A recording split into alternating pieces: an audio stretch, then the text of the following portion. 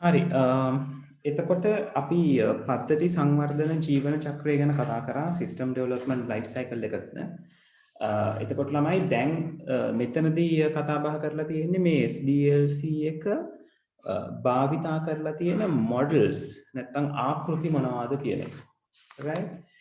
එතකොට ආකෘතියන් කියලා කියන්නේ ඒක හරියට මේ වගේ. දැන් අපි අපිට කිව්වොත් සාමාන්‍ය විදිහට සරුංගලයක් හදන විදිහ කියලා. අපි දන්නවා සරුංගලය හදනකොට නේද සම්බරතාවයේ තියාගන්න ඕනේ සම්මිතික වෙන විදිහට හදන්න ඕනේ සහ ප්‍රධාන සැකිල්ල හදාගන්න ආකාරයක් අපි දන්නවා. හැබැයි සරුංගලය එක එක අයට හදන්න කිව්වොත් එක එක කට්ටිය එක එක වැඩ දාලා හදනවා නේද? එක එක ක්‍රමවේද වලට හදනවා. ඒතර මේකත් ඒ වගේ සිස්ටම් ඩෙවලොප්මන්ට් ලයිෆ් සයිකල් කියලා කියන්නේ ප්‍රධාන සැකිල්ල ඒක භාවිතා කරගන්න පුළුවන් විදි තමයි අපි මේ මොඩල්ස් කියලා කතා බහ කරන්නේ. right? එතන මේක යටතේ පළවෙනි මොඩල් එක අපි කතා බහ කරනවා දියඇලි ආකෘතිය waterfall model කියලා.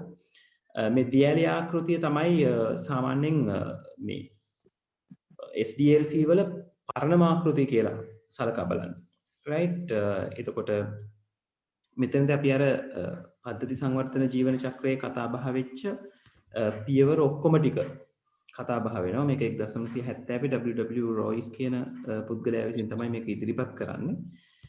එතකොට මේක යටතේ මේ පද්ධතිය අර්ථ දැක්වීම, විශ්ලේෂණය, සැලසුම් කිරීම, සංවර්ධනය කිරීම, පරීක්ෂා කිරීම, ඊළඟට ක්‍රියාවට නැංවීම සහ නඩත්තු කිරීම. අර අපි කතා කරපු පේසර්ස් හතම මේක ඇතුලේ කතා බහ වෙනවා. හැබැයි මේ කියන පද්ධති සංවර්ධන ජීවන චක්‍රයේ මේ වෝටර්ෆෝල් මොඩල් එකට අදාළව තියෙන ගැටලුව තමයි මේ වෝටර්ෆෝල් මොඩල් එකේ මෙයාට වෝටර්ෆෝල් කියලා නම වැටෙන්න හේතුවත් ඒකයි.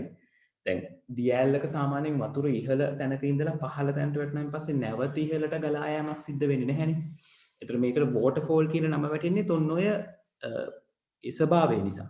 right? ඒ කියන්නේ ඩෙෆිනිෂන් එක අරගෙන ඉවරුණයින් පස්සේ ඇනලයිසින් පාර්ට් එකට යනකොට නැවත වතාවක් ඩෙෆිනිෂන් එක වෙනස් කරන්න දෙන්නේ නැහැ ඒගොල්ලෝ. වෙන විදිහකින් කියනවා නම් මේ ආකෘති මේ මොඩල් එක ෆ්ලෙක්සිබල් මොඩල් එකක් නෙවෙයි. right? ඒ කියන්නේ හරියටම කරන්න අවශ්‍ය දේවල් මොනවද කියලා මුලින් හරියටම දැනගන්නවා, හරියටම අර්ථ දක්ව ගන්නවා.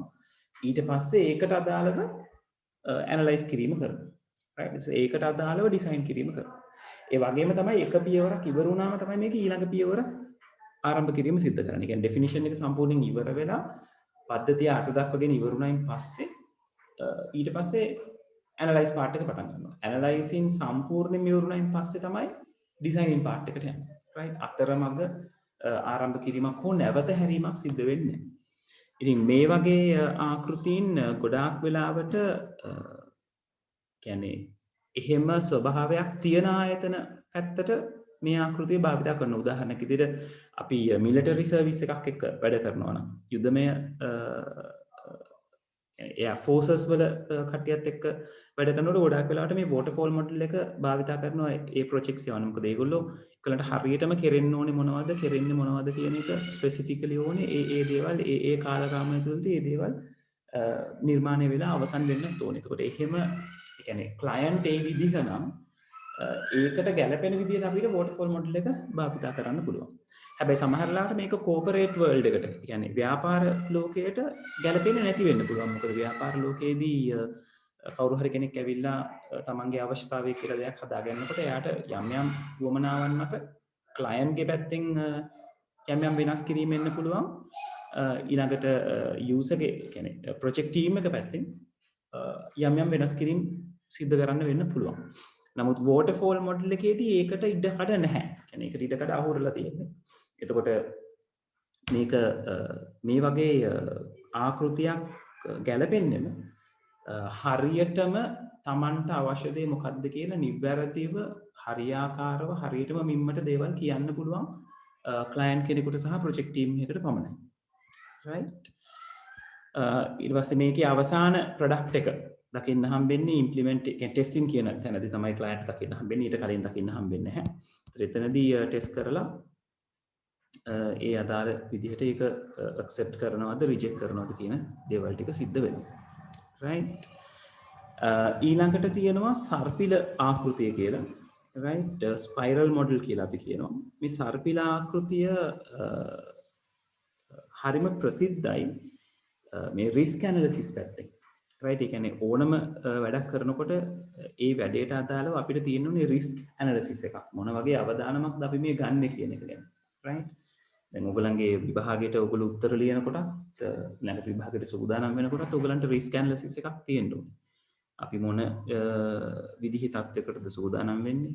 ඒතකොට දැන් මේ කොරෝනා වගේ අවස්ථාවක් කියලා කියන්නේ අලුත් risk analysis එකක් අපිට එකතු කරන්න සිද්ධ වෙන වෙලාවක්. right එතකොට එතනදී ඕගලන්ට තනි තනියෙන් ඇනලයිස් කරගන්න වෙනවා. ඔයගොල්ලෝ කොහොමද ඔයගලන්ගේ විභාගයට මුහුණ දෙන්නේ කියන එක. ඒක ප්‍රොජෙක්ට් එකක් නොවුනත්. right ඒතර ඒ වගේම තමයි මේ ස්පයිරල් මොඩල් එකේදී ස්පයිරල් මොඩල් එක මේ බොහෙම් කියන පුද්ගලයා විසින් 1980 දී හඳුන්වා දෙන්නේ. ඒකෙන් software එකක් හෝ නැත්නම් system එකක් develop කරනකොට risk analysis පැත්තට වැඩි අවධානයක් යොමු කරලා සාමාන්‍ය විදිහටම මේ පද්ධති සංවර්ධනය කිරීම සිද්ධ කරගෙන යෑමක් තමයි සිද්ධ වෙන්නේ. මෙතනදී අර සර්පි මේ දියැලි ආකෘතිය වගේ හරියටම දේවල් ඩිෆයින් කර ගැනීමේ උවමනාවක් නැහැ. ඒ මොහොතේ ඒ වෙලාවට සෙටල් කරගන්න පුළුවන් රික්වයර්මන්ට්ස් ටික අරගෙන ඒකෙන් පුළුවන් සිස්ටම් එක ඩෙවලොප් කරන කතන්දරේ කරගෙන යන්න. ඊට පස්සේ ඒ දීලා තියෙන රික්වයර්මන්ට්ස් වලට අදාළව පද්ධතිය නිර්මාණය වුණායින් පස්සේ ඒ පද්ධතිය version එකක් විදිහට එලියට දෙන්න පුළුවන් නැත්නම් ක්ලයන්ට් අතට පත් කරන්න පුළුවන් භාවිතයට අරගන්න සුදුසු වෙන ආකාරය. right ඊට පස්සේ ඒක භාවිතා කරනකොට නැත්නම් උදාහරණයක් විදිහට ඒ process එක යන අතරමඟ තව අලුතෙන් requirement එකක් ආවොත් අලුතෙන් දේවල් සිද්ධ කරගන්න ඕනොත් ඒක ඊළඟ ස්පයිරල් එක විදිහට මේගොල්ලෝ භාවිතා කරනවා. එහෙම නැත්නම් ඊළඟ සර්පිලේ විදිහට භාවිතා කරන විතර ඒ අලුතෙන් පැන නැගෙන උවමනාවන් වලට නැවත වතාවක් risk analysis එකක් කරලා මූලික දේවල් විශ්ලේෂණය කරලා ඩිසයින් කරලා ටෙස්ට් කරලා ඒ SDLC එක ඒ විදිහටම අරගෙන යෑමේ හැකියාව තියෙනවා. එතකොට මේ මොඩල් එකේ තියෙන වාසිය තමයි පරිශීලකයාට අදාළ ප්‍රොඩක්ට් එක versions විදිහට හරි experience කරන්න හම්බ වෙනවා. දැන් උදාහරණයක් විදිහට අපි Windows operating system එක ගත්තොත් මේ spiral model එකට අදාළව තමයි settle වෙලා තියෙන්නේ version by version එකෙන්. එතකොට එක version එකක අපි වැඩ කරනවා ඊට පස්සේ ඒකේන අලුත් පරිශීලක වුමනාවන් ඊළඟට ඒ version එකේදී සිද්ධ කරගන්න බැරි දේවල් එකතු කරලා ඊළඟ version එක අප්ඩේට් එකක් විදිහට එනවා. Android අරගත්තොත් ඒකත් ඒ ආකාරයෙන්ම තමයි. right එතකොට මේකේ පින්තූරේ මම මෙතන පෙන්නලා තියෙනවා. right එතකොට අර අනිත් කරුණු ටිකක් මේක ඇතුලේ තියෙනවා. right requirement ටික හොයා බලන එක ඊළඟට ඒව ඇනලයිස් කරගන්න එක right ඊළඟට කෝඩ් කරන එක ඉන්ටග්‍රේට් කරන එක ඒවා තියෙනවා. මේ risk analysis පැත්තට ඔයගලන්ට පේනවා ඇති එක පේස් එකක්ම يعني සර්පිලෙන් නේද 4න් 1කට බොහොම ළඟ ප්‍රමාණයක් 5න් 1 වගේ ප්‍රමාණයක්ම තියෙන්නේ risk එක ඇනලයිස් කරන. එතකොට මේ සර්පිල ආකෘතිය හරිම වැදගත් වෙනවා මේ medium risk හරි high risk හරි project වලට. right එතකොට risk එකක් අවදානම වැඩි හෝ මධ්‍ය ප්‍රමාණයේ තියෙන දේවල් වලට මේ සර්පිල ආකෘතිය වැදගත්. මොකද එතනදී risk එක ගැන විශේෂ විශ්ලේෂණයක් සිද්ධ කරන නිසා. හරි ළමයි පැහැදිලිද දියැලි ආකෘතියයි සර්පිල ආකෘතියයි? ඔව් ළමයි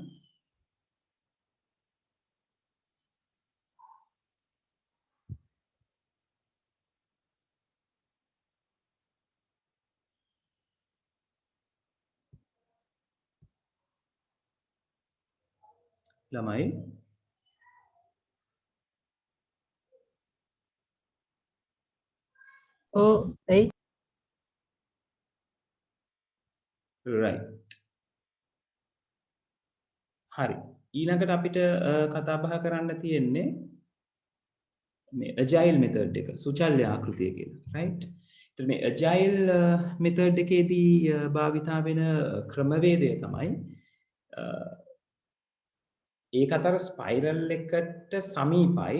දැන් ස්පයිරල් එකේ version by version අපිට දෙයක් experience කරන්න හම්බ වෙනවනේ. මේ agile එකේ version by version අපිට දෙයක් experience කරන්න හම්බෙන්නේ නැහැ. හැබැයි ඒක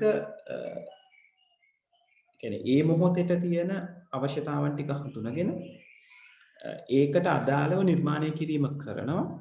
ඒ කරලා ඊළඟට ඒ ගැන කරන ඉවැලුවේෂන් එකකින් තවදුරටත් මෙයාව වැඩි දියුණු කළ යුතුද නැද්ද කියලා බලලා නැවත වතාවක් අලුත් දේවල් එකතු කරන්න තියෙනවා නම් ඒ ක්‍රියාවලිය නැවත වතාවක් සිද්ධ කරනවා. හැබැයි මේකේ තියෙන ප්‍රධාන වෙනස සර්පිලාකෘතියත් එක්ක ගත්තම සර්පිලාකෘතියේ රිස්ක් ඇනලිසිස් පැත්තක් තිබුණා. මේකේ රිස්ක් ඇනලිසිස් පැත්තක් නැහැ. තියෙන්නේ සාමාන්‍ය විදිහට පද්ධති සංවර්ධන ජීවන චක්‍රය ගොඩනගාගෙන යෑම.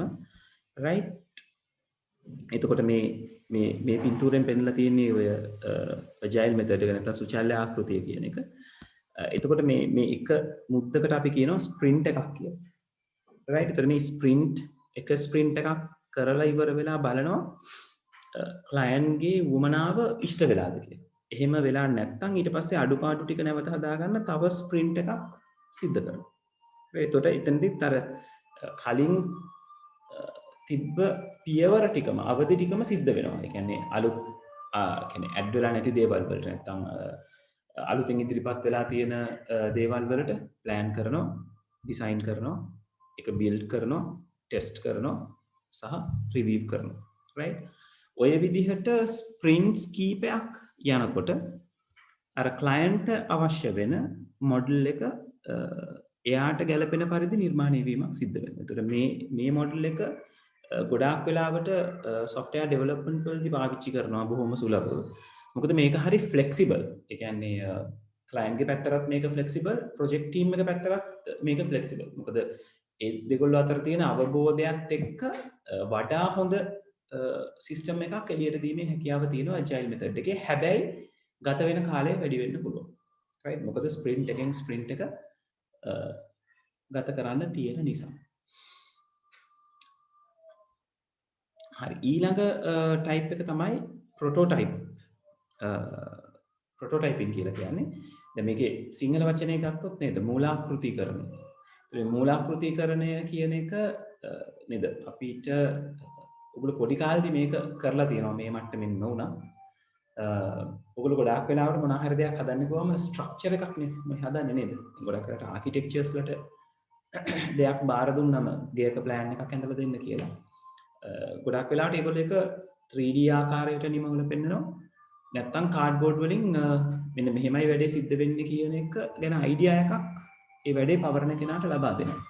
right? ඒක ප්‍රොටෝටයිප් එකක්, මූලාකෘතියක්. ඒක ඇක්චුවල් ප්‍රොඩක්ට් එක නෙවෙයි. එතකොට මේ මූලාකෘතිය දිහා බලලා ප්‍රොඩක්ට් එක පාවිච්චි කරන්න ඉන්න ක්ලයන්ට් කියන්න පුළුවන් මෙන්න මේ තැන් මේ විදිහට වෙනස් කරගන්න, අප්ඩේට් කරගන්න කියලා. එතකොට මේ මූලාකෘතිකරණය කරන මොඩල් එකේදී මූලික අවධියේදී කියලා කියන්නේ මූලික කියන්නේ ගැටලුව මූලිකව විශ්ලේෂණය කරලා ඊට පස්සේ ඩිසයින් කරන්න. එතකොට ප්‍රොටෝටයිප් එක මූලාකෘතිය ඊට පස්සේ ඒ මූලාකෘතිය ඩෙවලොප් කරලා කස්ටමර්ට පෙන්නනවා. ඊට පස්සේ කස්ටමර්ගෙන් ඉවැලුවේෂන් එකක් ගන්නවා, නැත්නම් එයාට ෆීඩ්බැක් එකක් ගන්නවා. ඊට පස්සේ හම්බෙන ෆීඩ්බැක් එකේ තව වැඩි දියුණු විය යුතු දේවල් තියෙනවා නම් නැවත ඒක සලකලා බලලා නැවත ඩිසයින් එකට අලුතෙන් ඇඩ් කරලා ප්‍රොටෝටයිප් එක අප්ඩේට් කරලා නැවත පෙන්නනවා. එතකොට කොහොම හරි මේකේ ප්‍රොටෝටයිපින් වලදී මේ ප්‍රොටෝටයිප් එක තමයි මුලින්ම ෆයිනලයිස් කරගන්නේ. right? එතකොට ඒක හරියට අර ආකිටෙක්චර් හදන්න ඕන ගෙදර හරියටම මොකද්ද කියන එක තමන්ගේ ආකෘතිය වෙනස් කර කර ක්ලයන්ට් එක්ක කතා කර ෆයිනල් කර ගැනීම. ඒක ඉවර වුණායින් පස්සේ ඒ අදාළ ප්ලෑන් එක අපිට දෙන්න පුළුවන් කොන්ට්‍රැක්ටර්ට. හරි, ඔයා දැන් මේක ඩෙවලොප් කරන්න. ඒතර මෙතනත් ඒ වගේම තමයි. හරියටම මේ ප්‍රොටෝටයිප් එක ඕකේ වුණාම ඒක දෙනවා ඩෙවලොප්මන්ට් පැත්තට. ඒ කියන්නේ ප්‍රෝග්‍රෑමර්ස්ලා පැත්තට. ඊට පස්සේ ප්‍රෝග්‍රෑමර්ට තියෙන්නේ ෆයිනලයිස් වෙච්ච ප්‍රොටෝටයිප් එකක් නිර්මාණය කිරීම කරන්න. right? එයා ඩෙවලොප් කරනවා. කලියුමෙන් පස්සේ අදාළ ටෙස්ට් ටික අපි සිද්ධ කරනවා. සහ ඊට පස්සේ deploy කරලා maintain කරගෙන යන්න පුළුවන්. right. අවසාන එක්කෙනා විදිහට අපි කතා කරනවා ශීඝ්‍රයේදීම සංවර්ධනය නැත්නම් rapid application development කියලා. මේ rapid application development කියලා කියන්නේ අපි කියනවා මේකට මේ linear model එකේයි iterative model එකේයි එකතුවක් කියලා කියන්නේ මේ linear model එකක් කියලා කියන එකකට පස්සේ එකක් සිදුවන ක්‍රියාකාරකම් වලට රේඛීය මොඩියුල කියලා කියනවා. right. එතකොට ඒක හරියට අර waterfall එක වගේ. මේක ඉවර නම් මේක කරන්න, මේක ඉවර නම් මේක කරන්න කියන්නේ. ඒ වගේම තමයි මේකේ iterative පැත්තකුත් තියෙනවා. දැන් ඔයගලන්ට පේනවා ඇති මේ ෆොටෝ එකේ දාලා තියෙන පින්තූරේ requirement එක plan කරයින් පස්සේ prototype එක හදනවා, test කරනවා, refine කරනවා. prototype එක හදනවා, test කරනවා, refine කරනවා. ඒ කියන්නේ මූලාකෘතිය හදනවා, මූලාකෘතිය test කරනවා, නැවත වැඩි දියුණු කිරීමක් කරනවා. right. හැබැයි ඒ අතරතුරේ මේ කන්ස්ට්‍රක්ෂන් පැත්තත් සිද්ධ වෙගෙන යනවා. මෙතන සිද්ධ වෙන්නේ හරියට අර අපි අරගත්ත ආකිටෙක්චර් උදාහරණෙම ආකිටෙක්චර් ගේ හදලා කියන්නේ ගේ කාඩ්බෝඩ් වලින් ප්‍රොටෝටයිප් එක හැදුවයින් පස්සේ ක්ලයන්ට් බලලා කියනවා රයිට් මට කියන්නේ ගෙදර සාලය සහ පළවෙනි කාමරේ තියෙන දේවල් ටික හරියටම හරි දෙවෙනි කාමරේ කුස්සියේ දේවල් ටික වෙනස් වෙන්න ඕන. ඒක පළවෙනි එක ඕකේ. ඒක පළවෙනි දෙක ඕකේ නිසා ඒ දෙක යොමු කරනවා කන්ස්ට්‍රක්ට් කරන්න. ඒකට ඒක ඇක්චුවල් ඩෙවලොපර්ස්ලා ඩෙවලොප් කරනවා. ඒ කියන්නේ සිස්ටම් එකේ කොටසක් ඕකේ වුණාම ඒක ඩෙවලොපර්ස්ලාට හදන්න දෙන්න පටන් ගන්නවා. ඒ අතරතුරේ තමයි අර විසඳිලා නැති කොටස නැවත වැඩි දියුණු කර ඒ ප්‍රොටෝටයිප් එක විසඳ ගන්න. කොහමද එතන ප්‍රොටෝටයිප් එකක්ම තමයි හැදෙන්නේ. නමුත් අර ප්‍රොටෝටයිපින් වල වගේ සම්පූර්ණ ප්‍රොටෝටයිප් එක ෆයිනලයිස් වෙනකන් ඉන්නේ නැහැ. පද්ධතිය ගොඩනගවන්න ගන්න. මෙතනදී යන්නේ ඒ කියන්නේ පද්ධතියේ රික්වයර්මන්ට් වල ඕකේ වෙන ටික ගොඩනංවන ගමන් ඕකේ නොවන ටික වැඩි දියුණු කර රිවිව් කර යම් කිසි මට්ටමකට ඒක පැමිණීම. එතකොට ප්‍රොටෝටයිප් එක 100% ඕකේ වෙන වෙලාව වෙනකොට actual product එක ඇත්තම product එක යම් ප්‍රමාණයක් ගොඩ නැගිලා ඉවරයි. ඒත් එතනදී නේද? ඒකයි මේක අර ශීඝ්‍රයේදීම සංවර්ධනය කියලා අපි කතා කරන්නේ. ඒ කියන්නේ මේක ඉක්මනින් deploy වෙන තැනට බොහොම ඉක්මනට ළඟා වීමක් සිද්ධ වෙනවා. හරි. එතකොට ඔය ටික තමයි අපි මොඩල්ස් ටික විදිහට කතා බහ කරන්න තියෙන ළමයි. පැහැදිලිද? ප්‍රශ්න තියෙනවද? ප්‍රශ්නයක් නැහැ. හරි හොඳයි. අනිත් අය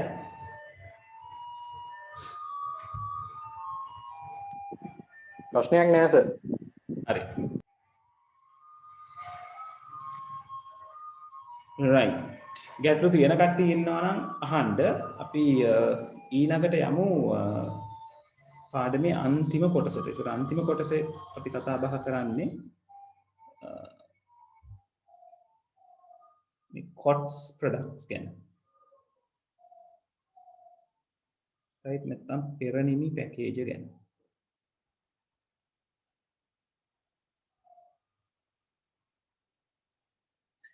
right.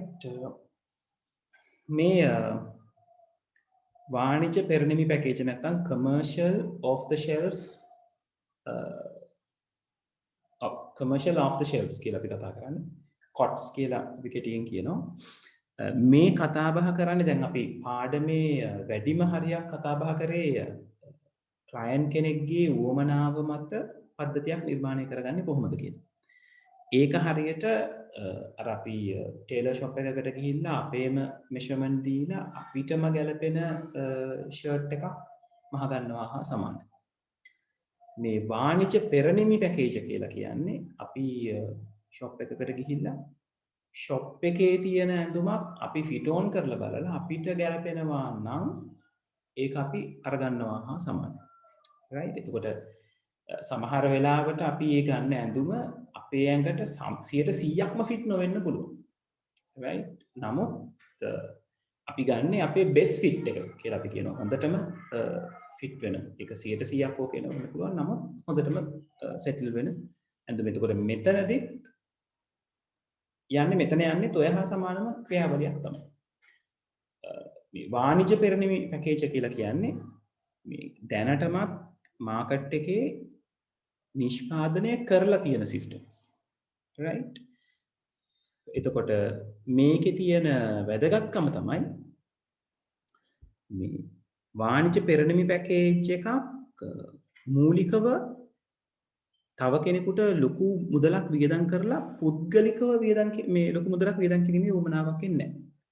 දැන් උදාහරණයක් විදිහට ඔයගොල්ලෝ Microsoft Office package එක අරගත්තොත් Word Excel PowerPoint තියෙන Office package එක අරගත්තොත් ඒ Office package එක Microsoft ආයතනයේ විසින් researchers ගොඩක් සිද්ධ කරලා ඒකට අදාළව නිෂ්පාදනය කරලා තියෙන software එකක්. right? එතකොට ඒක ලෝකයේ Office වල භාවිතා වෙන වැඩ කටයුතු වලට ටයිපින් වලට accounting පැත්තට presenting පැත්තට හැම පැත්තටම ගැලපෙන ආකාරයට නිර්මාණය කරලා තියෙන පැකේජ් එක.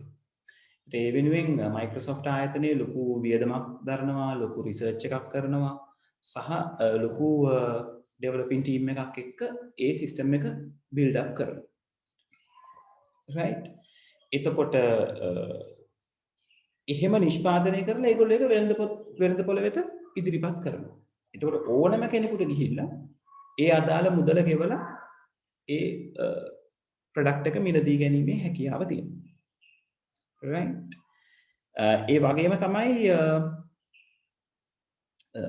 මේක මේන්ටේන් කරගන්න හරි ලේසි, ලොකු වියදමක් යන්නේ නැහැ. right?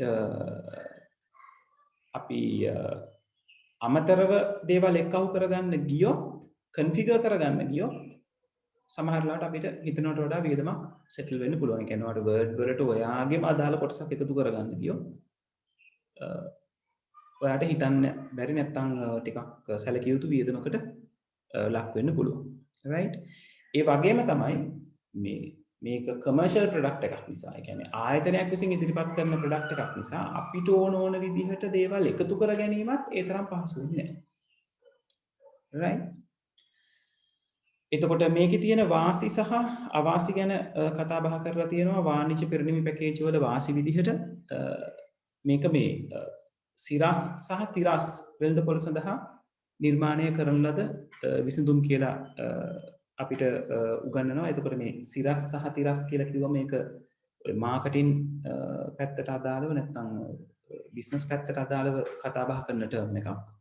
right? එතකොට සිරස් වෙළඳපොළ කියලා අපි කතා බහ කරනවා ආයතනික ව්‍යුහය අඩු ඩෙවලොප් වීම ඉක්මනින් සිදුවන වෙළඳපොළවල් ගැන සහ තිරස් වෙළඳපොළ විදිහට අපි සලකනවා පැතිරුණු වෙළඳාමක් කරනවා. right? ඒ කියන්නේ ඒගොල්ලන්ගේ අපි කියනවා සේල්ස් පැත්ත වැඩි ඉන්කම් පැත්තට කියන්නේ රෙවෙනියු පැත්තට සාපේක්ෂව. right? ඒ කියන්නේ පොඩි ප්‍රොෆිට් මාජින් එකක් තියාගෙන වැඩ කරගෙන යන වෙළඳපොළවල. එතකොට ඔය කියන ආකාර දෙකටම ගැලපෙන විදිහට තමයි මේ වාණිජ පෙරනිමි පැකේජ් නිර්මාණය වෙලා තියෙන්නේ. right? ඒ වගේම තමයි අපිට මේ පෙරනිමි පැකේජ් එකක් ගන්නකොට COTS software එකක් ගන්නකොට මේක කොහොමද මේකත් එක්ක වැඩ කරන්න කියන එක ගැන ඔයගලන්ට hand out එකක් නැත්නම් handbook එකක් හම්බ වෙනවා. right? ඒක printed එකක් වෙන්න පුළුවන්, soft copy එකක් වෙන්න පුළුවන්. නමුත් guide එකක් තියෙනවා. right? ඒ වගේම තමයි මේක මේ හැමෝටම ගැලපෙන විදිහට ෆික්ස් කරන්නත් මේකේ සේල්ස් වැඩි කරන්නත්. මොකද දැන් Microsoft Office package එක වගේ ගත්තොත් ලොකු ප්‍රොජෙක්ට් එකක් ඒක. එතකොට මේ ප්‍රොජෙක්ට් එකට යන වියදම සේල්ස් වලින් ඒගොල්ලෝ කවර් කරගන්න ඕනේ. ඒක නිසා මේක ඕනම කෙනෙකුට ගැළපෙන ආකාරය නැත්නම් ඕනම කෙනෙකුට මිලදී ගැනීමට එළඹ වෙන ආකාරයෙන් ඉදිරිපත් කරන්න මේ සමාගම් නැත්නම් මේ ප්‍රොජෙක්ට් ටීම්ස් ගොඩාක් වෙලාවට try කරනවා. ඒක නිසා ඒක ගුණාත්මක බවින් quality එකෙන් ගොඩාක් උඩ රඳවා තබා ගන්න ඒ සමාගම හෝ ඒ ප්‍රොජෙක්ට් ටීම් එක උත්සාහ කරනවා. ඒක නිසා quality product එකක් අපිට හම්බ වෙනවා, users ලාට හම්බ වෙනවා. right? ඒ වගේම තමයි දැන් මේ Office package එක වගේ package එකක් ඇත්තටම client කෙනෙකුට හදව ගන්න උවමනා වුණා. right දැන් මට හරි වාට හරි වුණාම Word වගේ එකක් software team එකකට කියලා නැත්නම් project team එකකට කියලා හදව ගන්න. ඒක මේ කියන package එකට සාපේක්ෂව අතිවිශාල මුදලක් වෙන්න පුළුවන්. right ඒ වගේම තමයි මේ එන COTS packages අපේ වැඩවලට සරලන ආකාරයට මැනේජ් කරගන්න අපිට ගොඩක් වෙලාවට හැකියාවන් දීලා තියෙනවා නැත්නම් configuration set කරගන්න දීලා තියෙනවා 100%ක් නොවුනත් right ඒ වගේම තමයි මේ දැන් office package එක නම් ගොඩක් වෙලාවට updates වෙවි ඉස්සරහට යන ප්‍රමාණය අඩුයි නමුත් එහෙම facilities දෙන්න පුළුවන් ආයතන වලට පුළුවන් මේ කියන මෘදුකාංගයේ දිගින් දිගටම භාවිතා කරන්න පෙළඹෙන ආකාරයට අප්ඩේට්ස් නිසි ආකාරයෙන් පවත්වාගෙන ගිහිල්ලා සර්විස් එක නිසි ආකාරයෙන් ලබා දීලා ඒ පැත්තෙන් දියුණු වීමක් ලබා ගන්න. right ඒ වගේම තමයි ඔය custom tail software එකක් එහෙම නැත්නම් අපි කියලා හදාගන්න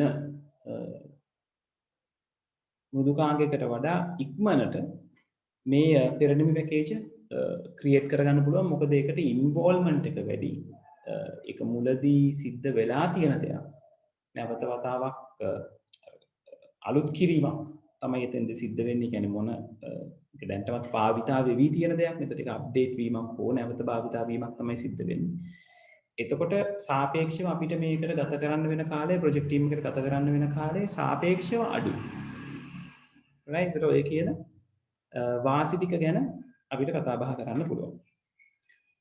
ඊළඟට මේ වගේ අවාසි පැත්ත ගැන කතා බහ කරලා තියෙනවා. එකක් තමයි මේක මේ පෙරනිමි පැකේජ් එකක් නිසා. නේද?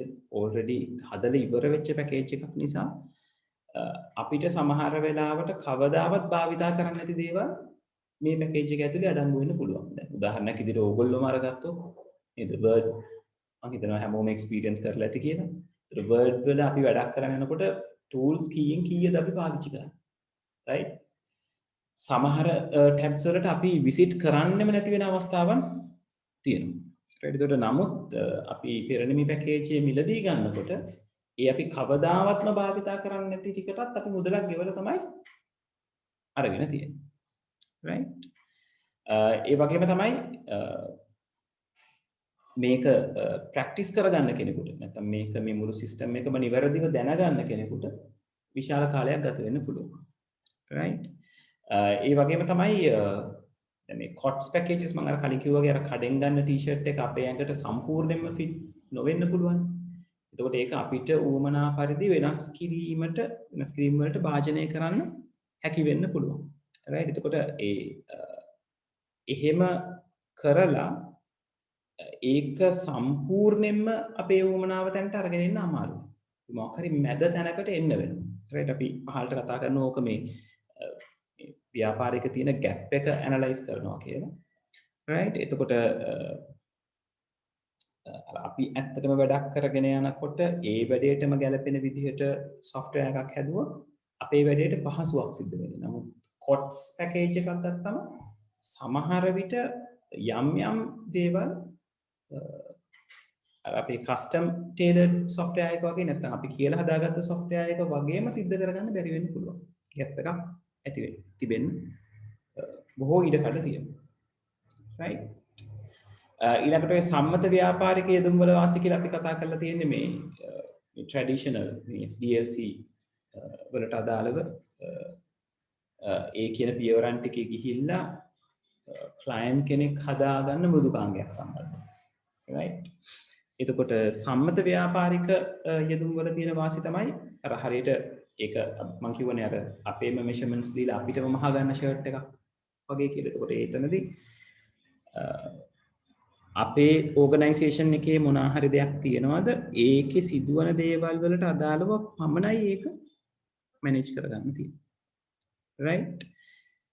ඒ වගේම තමයි මේක අර අපේ ක්‍රියාකාරීත්වයත් එක්ක බොහොම සමාන්තරව සිද්ධ වෙන පද්ධතියක් වෙනවා. ඒ කියන්නේ මොකද අපි කලින් පියවරවල් වලදී කතා කරා SDLC එකේ පියවරවල් වලදී කතා කරා මේක කොහොමද යූසර් දැනට පාවිච්චි කරන්නේ ඒක කොහොමද වැඩි දියුණු වෙන්නේ කියන එක දැනට පාවිච්චි කරන තැන ඉඳලා වැඩි දියුණු කියන තැන වෙනකම්ම බලනවා. එතකොට ඒ නිසා අපිට පද්ධතිය ඇතුලෙන් පද්ධතිය නිසා ඕගනයිසේෂන් එක ඇතුළේ ලොකුවට වෙනස් කරන්න අවශ්‍ය වෙන්නේ නැහැ. right? සහ ඒක ආයතනයට අවශ්‍ය වෙන විදිහට මැනේජ් කරගන්නත් පුළුවන්. right? ඒ වගේම තමයි දැන් මේ අපි ගන්න මේ අපි හදාගන්න අපි කියලා හදාගන්න මේ software එක ඉදිරියේදී මොනවා හරි developments ආවොත් අලුතෙන් ඒකත් එක්ක අපිට මේක බොහොම ඉක්මනින් මුහු කරගන්න පුළුවන්. හැබැයි COTS package එකක් ඒ විදිහට fix කරගන්න අමාරුයි. right? ඒ වෙනුවෙන් විශේෂයෙන් වූ වැඩසටහනක් අපිට නිර්මාණය කරන්න සිද්ධ වෙනවා. right? ඒ වගේම තමයි දැන් මේක හදන්නේ අපිටම අදාළ වෙන විදිහට අපේ ඕගනයිසේෂන් එකට ගැලපෙන විදිහට. right? එතකොට ඒ හදන එකේදී අපිට අපේ අනන්‍යතාවය පෙන්වන්න එහෙම නැත්නම් අපිටම විතරක් ආවේනික වෙච්ච වැඩපිළිවෙලක් අපිට පුළුවන් මේ සිස්ටම් එකත් එක්ක ඉදිරිපත් කරන්න. එතකොට මේ සිස්ටම් එක තියෙන්නේ අපි ගාව විතරයි අපි තමයි ඒකෙන් වැඩගන්නේ සහ මේ ඒකට අදාළ වෙච්ච යුනික් විදිහට තමයි වැඩ දෙක සිද්ධ වෙන්නේ. ඒතර ඕක කස්ටම් නැත්නම් COTS package එකක නැහැ. මොකද COTS package එක හැමෝටම පිළිදී ගන්න පුළුවන්. ඔය හේතුව නිසා මේ පෙරණිමි පැකේජ් වලට වඩා මේ කියන සම්මත ව්‍යාපාරිකය දුන්න නැත්නම් ස්ටෑන්ඩඩ් බිස්නස් ඇප්ලිකේෂන් කියලා අපි කියනවා. right? එහෙනම් අපි කියලා හදාගන්නේ කම්පිටිටිව් ඇඩ්වාන්ටේජ් එකක්. තරඟ කරුවන් සමග සංසන්දනය කරනකොට වාසියක් ලබා ගැනීමේ හැකියාවක් තියෙනවා. එහෙම වෙනකොට සිස්ටම් එක අපේ ආයතනයට වත්කමක් වෙනවා. right? එතකොට දැන් උදාහරණයක් විදිහට ඔය බැංකු ශාස්ත්‍රය අරගත්තොත් එක බැංකුවෙන් එක බැංකුවකට තියෙන සිස්ටම්ස් වෙනස්. ඒගොල්ලෝ නිතරම අලුත් සිස්ටම් හදා ඉන්ට්‍රොඩියුස් කරනවා. right?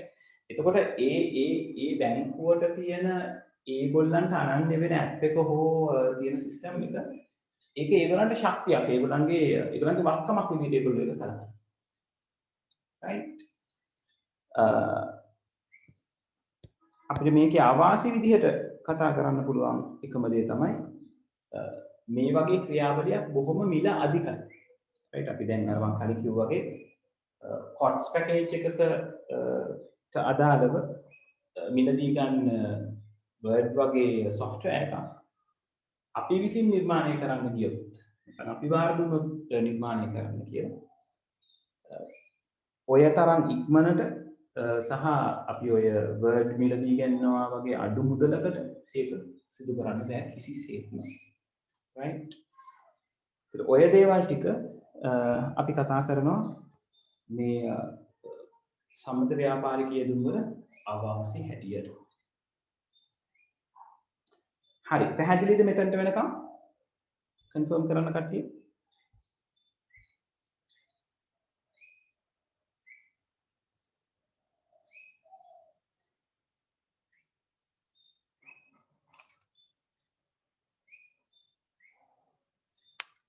right. හොඳයි. දැන් ඉන්නේ අන්තිම ටොපික්ස් ටිකේ. මෙතෙන්දි මේ බිස්නස් ප්‍රොසෙස් එකක් ගැන කතා කරලා තියෙනවා. බිස්නස් ප්‍රොසෙස් කියන එක ගැන කතා කරන්න වෙන්නේ ඉස්සරහට අපිට බිස්නස් ප්‍රොසෙස් එක වුවමනා වෙන නිසා. එතකොට බිස්නස් ප්‍රොසෙස් එකක් කියලා ඒගොල්ලෝ නැත්නම් ව්‍යාපාරික ක්‍රියාවලියක් කියලා සඳහන් කරලා තියෙන්නේ. ව්‍යාපාරයක් ඇතුලේ සිද්ධ වෙන. ඒ කියන්නේ ඒගොල්ලන්ට ගෝල් එකක් තියෙනවා. ඒ ගෝල් එක සපුරා ගැනීම සඳහා ව්‍යාපාරය ඇතුලේ සිද්ධ වෙන ක්‍රියාකාරකම්. right? එතකොට අපිට බැලුවොත් එහෙම ඔය දැන් උදාහරණයක් විදිහට අපි අරගත්තොත් ව්‍යාපාර පැත්තෙන් කතා කරනකොට බැංකු ශාස්ත්‍රය වගේ කටයුත්තක් තියෙනවා. right? ගනුදෙනුකරුවන් සමග සබඳතාවල් පවත්වාගෙන යාම. right? ඊළඟට ඩිපොසිට්ස් අරගෙන එනකොට මුදල් තැන්පත් කර කිරීම වගේ දේවල් සිදු කිරීම. නැවත මුදල් ලබා දීම සිදු කිරීම, ණය පහසුකම් ලබා දීම සිදු කිරීම, right? ඔන්න ඔය වගේ ක්‍රියාවලි සෙට් එකක එකතුවක් තමයි අපි කියන්නේ බිස්නස් ප්‍රොසෙස් එකක් කියලා. ඒක ක්‍රියාවලිම විතරක් කියලා අපිට කෙටි කරන්න බෑ. මුළු බිස්නස් එකේම බිස්නස් එක සිදු වෙන ආකාරය, right? එතකොට මේ බිස්නස් ප්‍රොසෙස් එකක් මොඩල් කිරීම සිද්ධ කරගන්න මේ කොහොමද බිස්නස් එක වෙන්නේ කියන එක මොඩල් කර ගැනීම වුණා වෙන්නේ මේ බිස්නස් ප්‍රොසෙස් එක ගැන අපිට ගැඹුරින් අධ්‍යයනයක් වුණා වුණා. right? දැන් උදාහරණයක් විදිහට බැංකුවක ඉන්න කළමනාකාරවරයාගෙන් ගිහිල්ලා හුවොත් කොහොමද ඔයගලන්ගේ බ්‍රාන්චස් ඔක්කොම ටික වැඩ කරන්නේ කියන එක. කළමනාකාරවරයාට බ්‍රාන්ච් එක ඇතුලේ සිද්ධ වෙන ක්‍රියාවලිය පැහැදිලිව හදන්න කරන්න පුළුවන්. නමුත් මුළු පද්ධතියම කොහොමද හැසිරෙන්නේ කියලා අහුවොත් එයාට උත්තර දෙන්න බෑ. ඒ වගේම තමයි ඒරියා මැනේජර් කෙනෙක් අරගත්තොත්. අපි හිතමු කොළඹ රීජන් එකට කොළඹ පළාතට අදාළව ඉන්න බැංකු ටික බලා ගන්න මැනේජර් කෙනෙක්. ඒරියා මැනේජර් කියලා අපි කියනවා. ඒකට ඒරියා මැනේජර් කෙනෙක්ගෙන් අහුවොත් කොට්ටාවේ මෙන්න මේ බැංකුවේ මේ කතාව කොහොමද වෙන්නේ කියලා එයාටත් ඒක සම්පූර්ණයෙන් විස්තර කරගන්න බැරි වෙනවා. මොකද ඒගොල්ලෝ දන්නේ තම තමන්ගේ ක්‍රියාවන් වලට අදාළ කොටස පමණයි. right? ඒක නිසා බිස්නස් ප්‍රොසෙස් එකක් අපිට ගැඹුරින් අධ්‍යයනය කරන්න වෙනවා. ඒ පිළිබඳ අපිට ඒක ඇතුළේ තියෙන අකාර්යක්ෂමතා අවහිරතාවන් මගහරවා ගන්න සහ ඒ ගැන දැනුමක් ලබා ගන්න අපිට ඒක විශේෂයෙන් විශ්ලේෂණය කරන්න. මේ විශ්ලේෂණය කරනකොට තමයි ඔය බිස්නස් ප්‍රොසෙස් එක මොඩල් කරගන්නවා කියලා අපි කියන්නේ. right?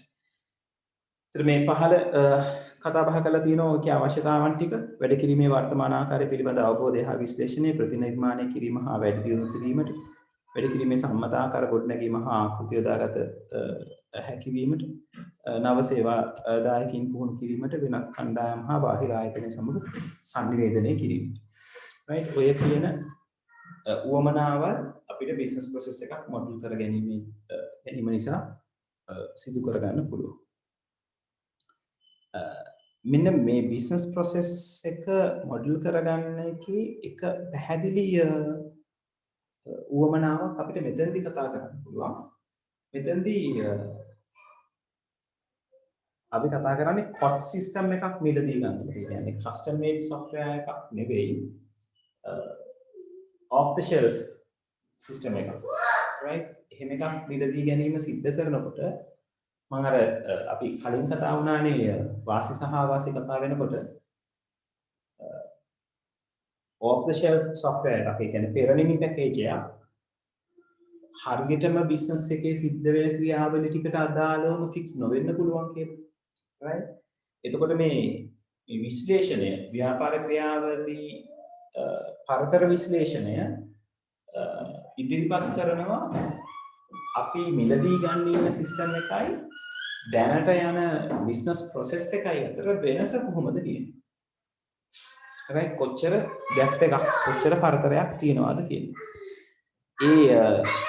ඒ ගැප් එක හරියට ඇනලයිස් කරගන්න ඕනේ අපේ ආයතනයට මොනවා හරි පෙරනිමි පැකේජ් එකක් මිලදී ගන්න කලින්. දැන් මේක කස්ටම් මේඩ් වුණා නම් මේ ගැටලුව එන්නේ නැහැ. මොකද කස්ටම් මේඩ් software එකක නැත්තම් අපි කියලා හදාගන්න මෘදුකාංගයක හෝ සිස්ටම් එකක සිද්ධ වෙන්නේ අපේ ව්‍යාපාරයේ මොඩල් එකටම ගැලපෙන විදිහට තමයි යා නිර්මාණය වෙන්නේ.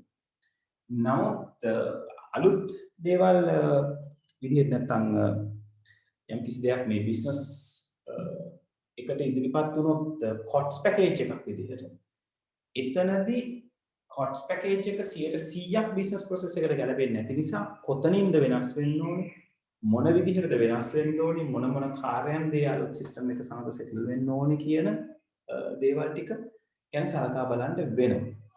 එහෙම නොවුනොත් වෙන ලොකුම පාඩුව තමයි සමහර වෙලාවට බිස්නස් එකක් සම්පූර්ණයෙන් අකර්මණ්‍ය වීමේ අවදානමකුත් තියෙනවා. මොකද ක්‍රිටිකල් දෙයකට මේ වගේ දෙයක් පාවිච්චි කරලා බිස්නස් ගැප් එක මැච් කරගන්න බැරි වුණොත්. right? ඒක නිසා සිද්ධ කරගත යුතු දේ තමයි මුලින්ම කොට්ස් පැකේජ් එකක් මිලට ගන්න කලින් මේ බිස්නස් ප්‍රොසෙස් එකට අදාළව තියෙන ගැප් එක ඇනලයිස් කරගෙන ඒක කොහොමද අඩු කරගන්නේ කියන එක මුලින් හිතලා බලන්න ඕනේ. ඒක 100%ක්ම අපි ඉවර අස් කරන්න බෑ. යම් ප්‍රමාණයකට අපිට පුළුවන් බිස්නස් ප්‍රොසෙස් එකයි අපි අරගන්න ඉන්න සොලියුෂන් එකයි අරගෙන එන්න. right? එතකොට ඔන්න ඔය ටිකෙන් අපේ සිස්ටම් පාඩම ඉවර වෙනවා. 7 වෙනි පාඩම ඉවරයි. right? එතකොට ඊළඟට පටන් ගන්න තියෙන්නේ 8 වෙනි පාඩම. database management system කියන පාඩම. right? ඊට කලින් අපි මේකේ තියෙන මේකට අදාළව තියෙන DFD ටික ගැන චුට්ටක් බලලා ඉමු මොන වගේ දේවල්ද ඒක ඇතුලේ කරගන්න තියෙන්නේ කියලා. මම හිතන්නේ අපි ප්‍රශ්න දෙකක් හෝ තුනක් මේ වෙනකොට කරා. right? ඒක නිසා තව ප්‍රශ්නයක් දෙකක් අපි සාකච්ඡා කරලා අලුත් පාඩම පැත්තට යමු. සහ මම ටියුට් එක arrange කරලා මේ වීක් එක ඇතුළත නැනපෙතෙන් ගිහිල්ලා තියෙනවා. හැමෝම මෙතනින් ටියුට් එක කලෙක්ට් කරගන්න. right? යාළුවන්ට පණිවිඩ දෙන්න. මම පණිවිඩයක් එවන්නම් ටියුට් එක තිබ්බයින් පස්සේ. right? මම තාම print කරගෙන යන ගමන් තියෙන්නේ. right? දවස් දෙකක් යයි බයින්ඩ් කරලා ඒකට ඉවර කරගන්න. ඊට පස්සේ පුළුවන් මේ කියන කතාව සෙටල් කරගන්න. right? හරි. ළමයි මේ සම්බන්ධයෙන් ගැටලු තියෙනවාද? අපි කතා කරපු දේවල් සම්බන්ධයෙන්. තියෙනවා නම් අහන්න පුළුවන්. නැත්නම් අපිට පුළුවන් ප්‍රශ්න එකක් දෙකක් සාකච්ඡා කරන්න යන්න.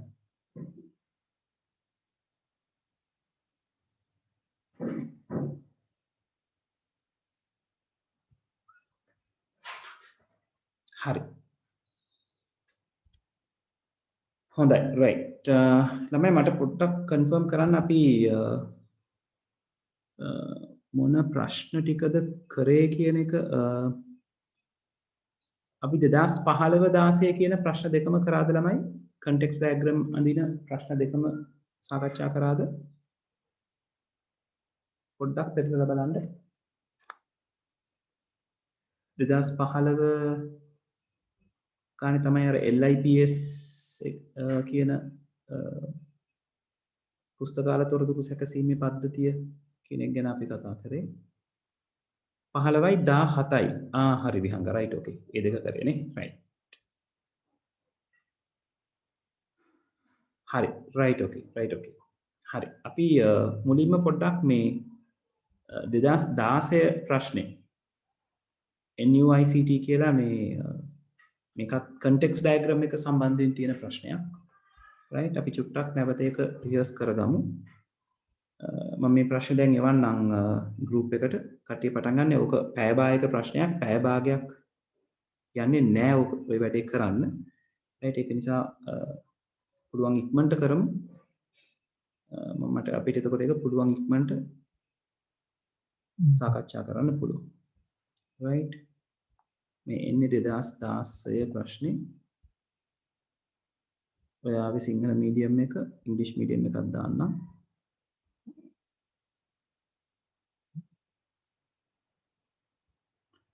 right? හරි බලන්න try එකක් දීලා 4:20යි වෙලාව. right? ඔව් උපරිම try කරන්නකෝ 4:40 වෙනකොට වැඩේ ඉවර කරන්න. අපි 4:40ට මේක සාකච්ඡා කරමු.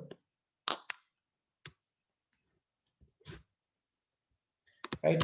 මේ data flow diagram අඳිනකොට තමයි මම නැවතත් මතක් කරන්නේ. අපේ දත්තයි එහාට මෙහාට යන්නේ. හොඳට මතක තියාගන්න දත්ත කියන එක. data කියන එක. right? ඒ වගේම ඊළඟට ලියන්න ඕනේ. context diagram එකකදී සහ අනිකුත් level 1 diagram වලත් එහෙමයි. ඊළඟට entity එකෙන් entity එකකට මාරු වෙනකොට නැත්නම් entity එකක ඉඳලා කෙලින්ම තව entity එකකට තත්ත්වය යනකොට කඩේරි වලින් ලකුණු කරන්න ඕනේ. ඔය දේවල් ටික මතක තියාගන්න ඔයගොල්ලෝ try එකක් දෙන්න. මම 4:40ට ඕක සාකච්ඡා කරන්න ගන්නවා. ඊට කලින් ඉවර නම් මට ඉන්ඩිකේට් කරන්න.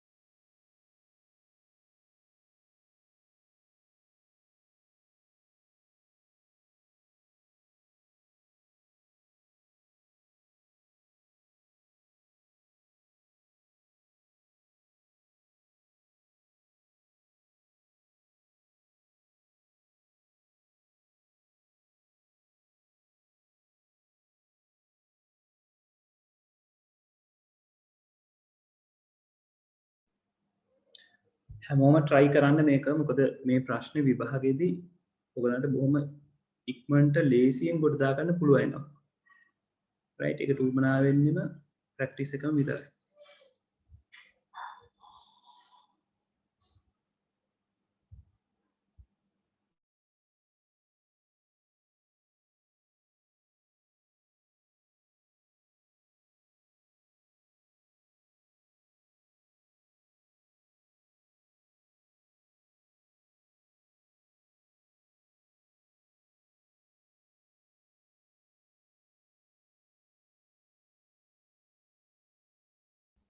ගැටලු තියෙන අය ඉන්නවා නම් අහන්න. right? ඒක මම clear කරලා දෙන්නම්.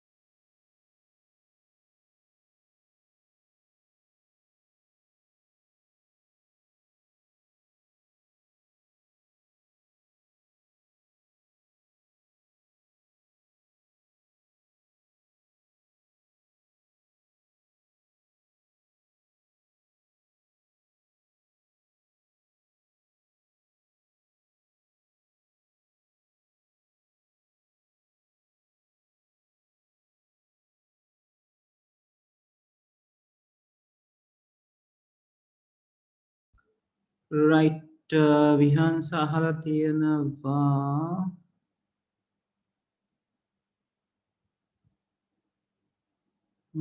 සිස්ටම් බොක්ස් එකට ඔව් විහංස ඔව් NUICT එක එක්ස්ටර්නල් එන්ටිටි එකක් වෙනවා. ඔව් මොකද ගානේ පැහැදිලිවම කියලා තියෙනවානේ විහංස මේ net assign කියලා සිස්ටම් එකක් පාවිච්චි කරනවා කියලා. එතකොට net assign කියන එක සිස්ටම් එක නම් සිස්ටම් එකත් එක්ක ඉන්වෝල්ව් වෙන අනිත් හැමෝම external entities වෙනවා.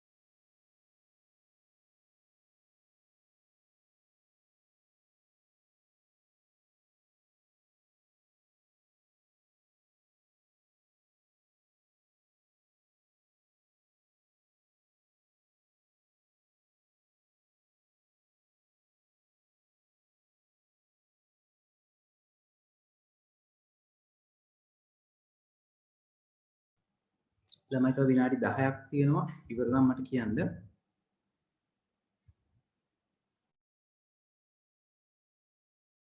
ඉවරයි මට උත්තරේ WhatsApp message එකක් එවන්න. එතකොට මට බලන්න පුළුවන්.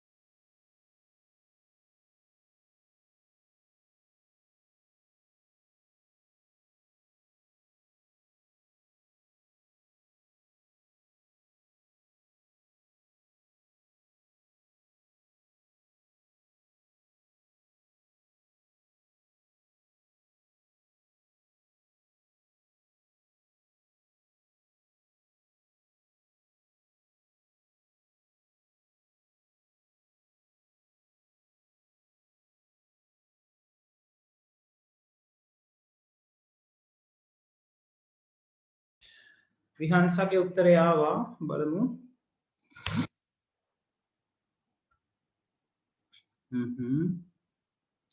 Right, okay.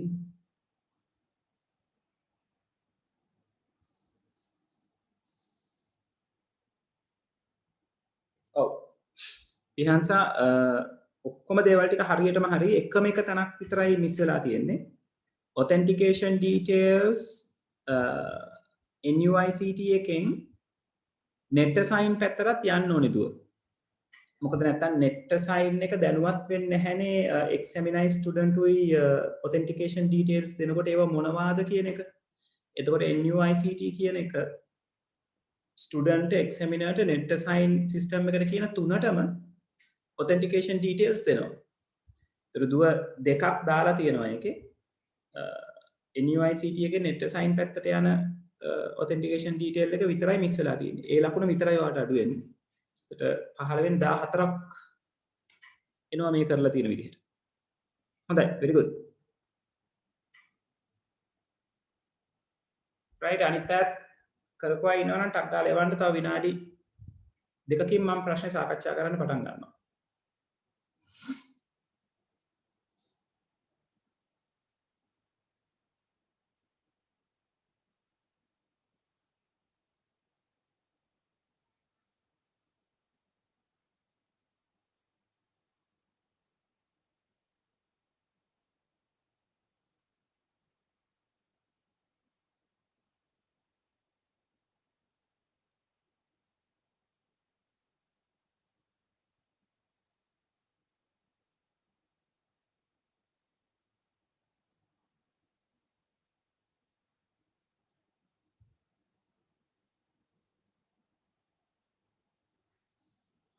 right චමෝද් නේද මේ?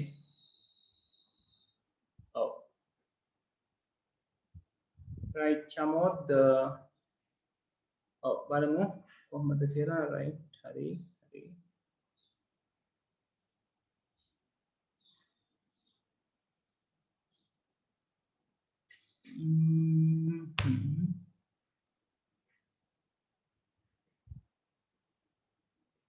ඔව් චමෝද් අර ඔක්කොම ටික හරි.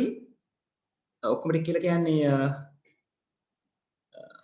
සිසුන් සහ net assign එක අතර සිද්ධ වෙන දේවල් ටික හරි. ඔයා මාර්ගගත පැවරුම් කියන එක NUICT වලින් සිසුන් පැත්තට යන්න අවශ්‍ය නැහැ පුතේ.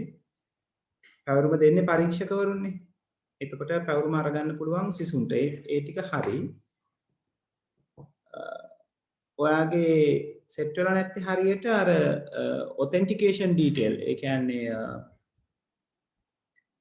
සිංහල වචනේ කතා කරලා තියෙන්නේ මොන විදිහටද? ඔව්. ඒක ඔයා තොරතුරු කියලා විතරයි පුතේ ලියලා තියෙන්නේ. තොරතුරු කියනවට වඩා තොරතුරු කිව්වොත් වැඩේ කම්ප්ලීට් නැති වෙනවා. right? ඒක කිව්වනම් හරි අවසරය තහවුරු කිරීමට අවශ්‍ය තොරතුරු. right? එහෙම එන්න ඕනේ. ඊළඟට NUICT එකෙන් පරීක්ෂකවරුන්ගේ පැත්තටයි සිසුන්ගේ පැත්තටයි යනකොට කඩිරි වලින් එක ලකුණු වෙන්න ඕනේ. මොකද ඒක entity එකකින් entity එක යන. අනිත් එක NUICT එකට ඔයා පාවිච්චි කරලා තියෙන හැඩය වැරදි පුතේ. ඔයා කොටුවක්නේ පාවිච්චි කරලා තියෙන්නේ. ඒක සිස්ටම් එකක් නෙවෙයි. ඒකත් external entity එකක්. right? මම දැන් සාකච්ඡා කරන්නම්. එතකොට බලන්න අඩුපාඩු මොනවද කියලා. right? හරි අපි මේක අඳිමු. තාම කරන වෙලාව අවශ්‍යයි ඉන්නවද?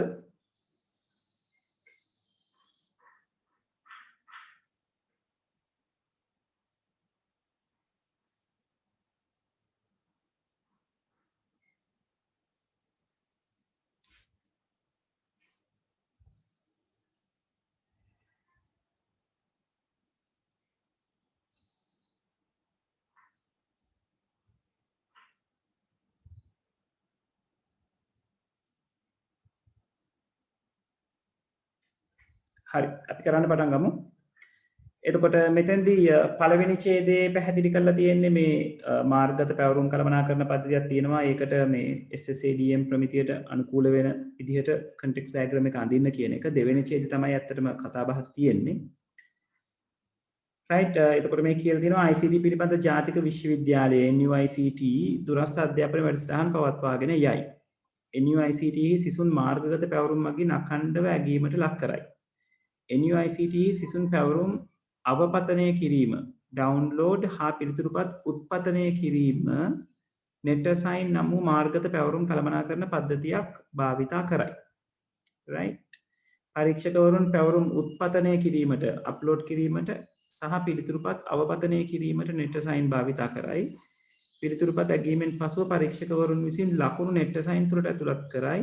සිසුන් නෙට්සයින් මගින් තීරණය කරනු ලබන ශ්‍රේණිය පමණක් දැකගත හැකිය. නෙට්සයින් භාවිතා කිරීම සඳහා පරීක්ෂකවරුන් සහ සිසුන් පද්ධතිය භාවිතා කිරීමට ඇති අවසරය තහවුරු කිරීමට අවශ්‍ය තොරතුරු පද්ධතිය වෙත ලබා දිය යුතුය. මෙම පද්ධතිය භාවිතා කිරීමට ඇති අවසරය තහවුරු කිරීමට අවශ්‍ය තොරතුරු NUICT මගින් සිසුන් සහ පරීක්ෂකවරුන්ට ලබා දෙයි. right එතකොට ඔතන අපිට පැහැදිලිවම අඳුන ගන්න පුළුවන් නෙට්සයින් තමයි අපේ සිස්ටම් එක කියන එක. නෙට්සයින් right ඒක නිසා එයා එන්න ඕනේ ඍජු කොණාශ්‍රයක් ඇතුලේ. හරි එතකොට මෙතනට සහභාගී වෙනවා entities 3 දෙනෙක් entities 3ක් right එක තමයි ශිෂ්‍යයා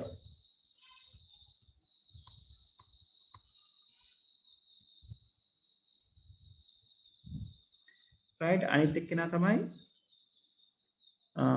පරීක්ෂකවරු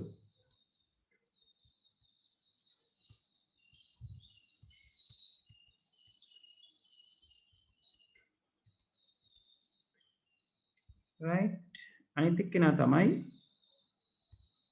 NUICT කියන කැම්පස් එක right ඒ තුන් දෙනා තමයි අපිට මේ සංසිද්ධිය ඇතුලේ හොයාගන්න පුළුවන් වෙන entities 3 වෙන්නේ. දැන් මේගොල්ලෝ අතර සිද්ධ වෙන ක්‍රියාවලිය ප්‍රශ්නය සැරයක් දෙසරයක් කියවම ටක් ගාලා ඔලුවට යනවා. නේද? මොකද කරන්නේ? පරීක්ෂකයා මුලින්ම යාට අදාළ පැවරුම් ලබා දීම සිද්ධ කරනවා. එහෙනම් පරීක්ෂකයාගේ ඉඳලා පැවරුම් නෙට්සයින් එක පැත්තට එන්න ඕනේ. එතකොට මෙතන පැවරුම් උත්පතනය කිරීම කියන ඒවා ලියන්නේ නැහැ. මොකද මම කිව්වා data එක තමයි සඳහන් කරන්න කියලා. right ඒක නිසා විතරක් මතක තියාගන්න data එක තමයි එන්න ඕනේ එතනට. එතකොට පැවරුම් පරීක්ෂකවරු නෙට්සයින් එකට ලබා දුන්නායින් පස්සේ ශිෂ්‍යයා පැවරුම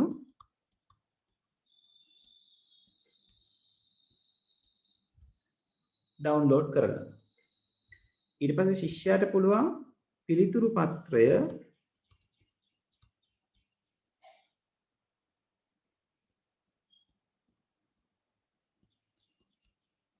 නෙට්සයින් එකට ලබා දෙන්න. එතකොට පරීක්ෂකයාට පුළුවන් පිළිතුරු පත්‍රය නෙට්සයින් එකෙන් ඩවුන්ලෝඩ් කරගන්න. ඊට පස්සේ පරීක්ෂකයා පිළිතුරු පත්‍රය බලලා ඉවර වෙලා ලකුණු right ඇගීමෙන් පසුව ලකුණ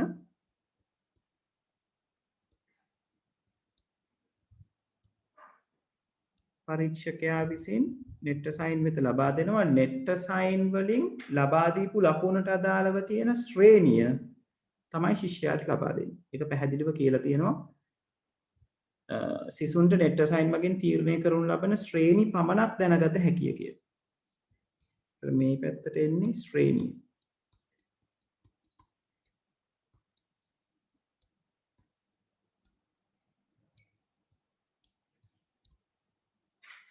right ඊළඟට මේ වැඩේ කරන්න නෙට්සයින් භාවිතා කිරීම සඳහා පරීක්ෂකවරුන් සහ සිසුන් පද්ධති භාවිතා කිරීමට ඇති අවසරය තහවුරු කිරීමට අවශ්‍ය තොරතුරු පද්ධතිය වෙත ලබා දිය යුතුය.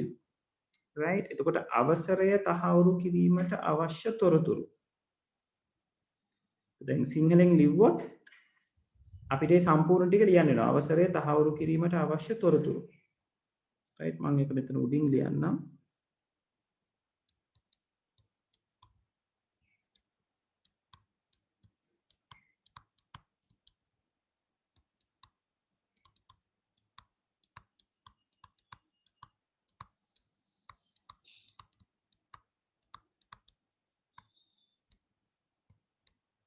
ශිෂ්‍යයාත් ඒක ලබා දෙන්න ඕනේ. උත්තර පත්‍ර පරීක්ෂකවරයාත් ඒක දෙන්න ඕනේ.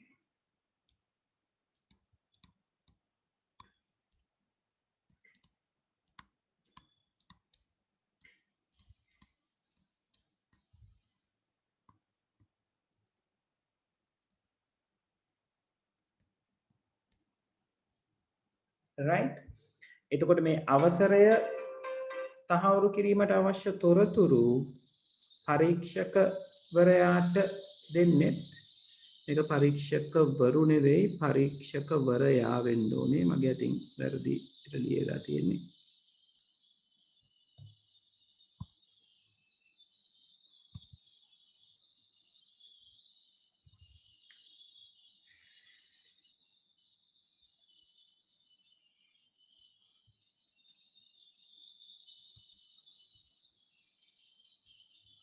right එතකොට මේ අවසරය තහවුරු කිරීමට අවශ්‍ය තොරතුරු ශිෂ්‍යයාට පරීක්ෂකවරයාට සහ නෙට් සයින් එකටත් ලබා දෙන්න ඕනේ මේවා. මොකද නැත්තම් නෙට් සයින් එකට අවසරය තහවුරු කිරීමට අවශ්‍ය තොරතුරු පරීක්ෂකවරයා සහ ශිෂ්‍යයා ලබා දෙනකොට නෙට් සයින් එක දන්නේ නැහැ. එතකොට මේවා ලබා දෙන තැන තමයි NUICT.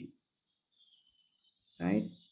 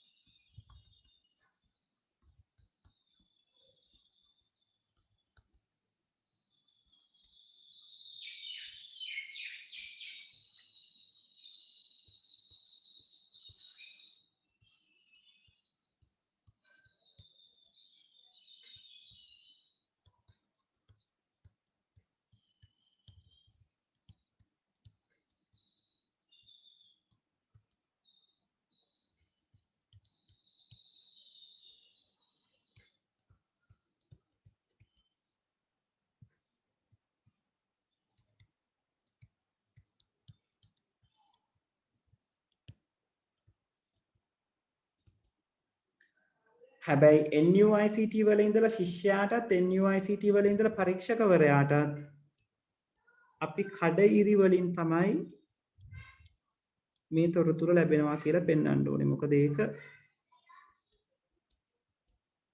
entity එකකින් entity එකක් වෙත යන දත්තයක්.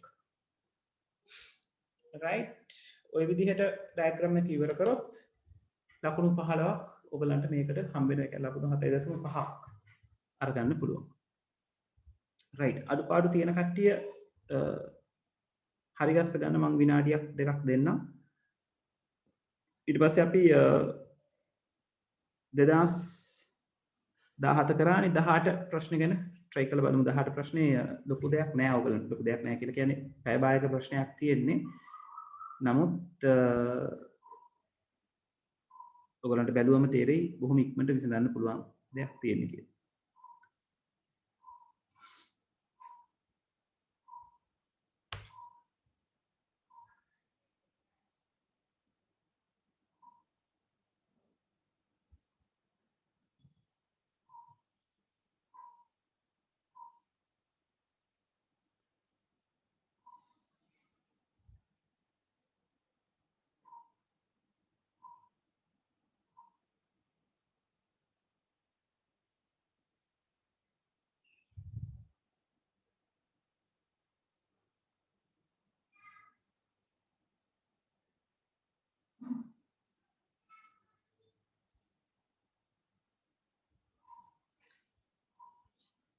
හරි මම 2018 ප්‍රශ්නේ දාලා ඉන්නම්. එතකොට කට්ටියට කරන්න පුළුවන්.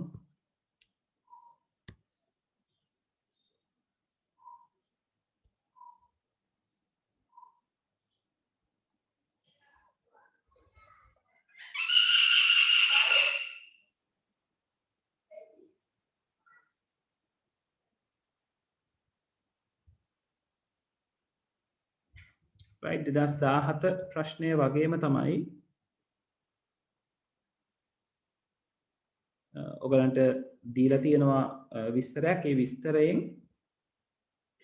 ඊට පස්සේ ලකුණු කරලා තියෙනවා අකුරු වලින් ඒ අකුරු වලට අදාළ දේවල් ටික තෝරගන්න තියෙනවා මම එතකම් මේක තියන්නම් අවශ්‍යයි මේකේ තොරතුරු ටික අරගන්න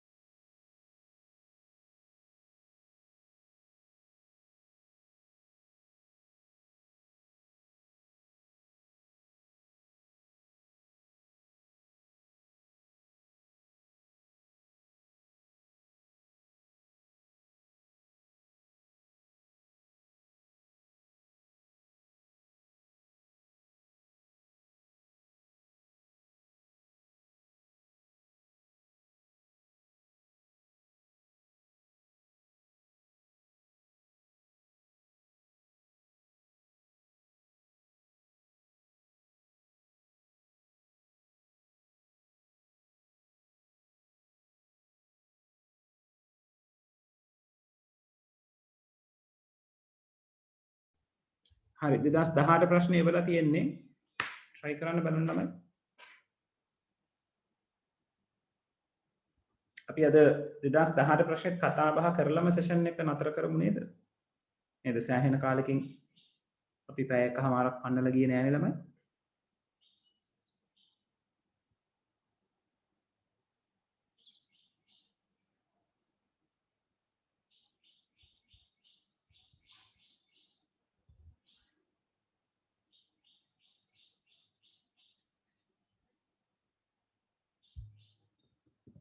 හතරයි 53යි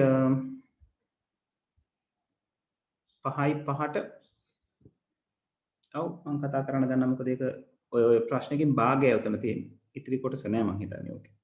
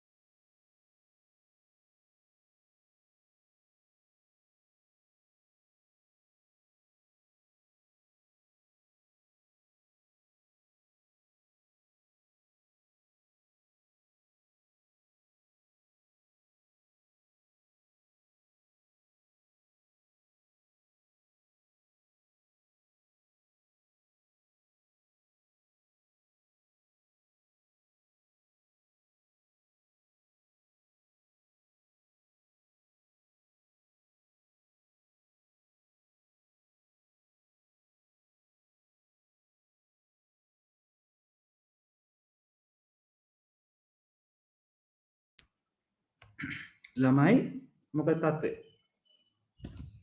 තව වෙලාව ඕනේද?